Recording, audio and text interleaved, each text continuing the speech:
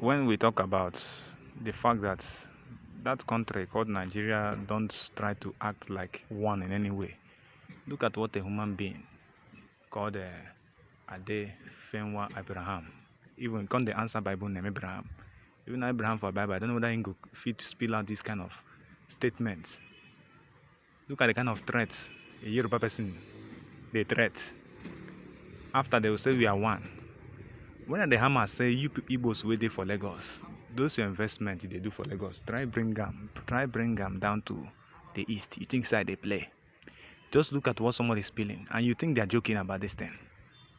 That's why till tomorrow you don't see that country progressing. Check the exchange rate of this country together with some African countries. We be say countries like Togo and many of them, Senegal, we be say Nigerian currency be big past them. They are this currency. Go and check Somalia, even Somalia. Go and check the exchange rate of Somalia even to Nigeria.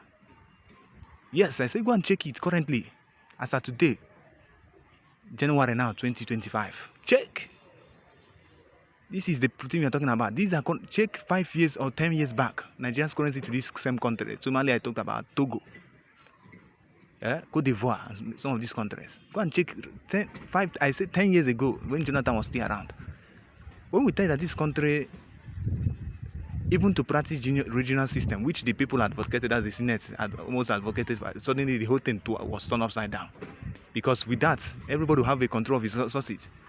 It is more like almost independence, everybody being independent, which is not bad.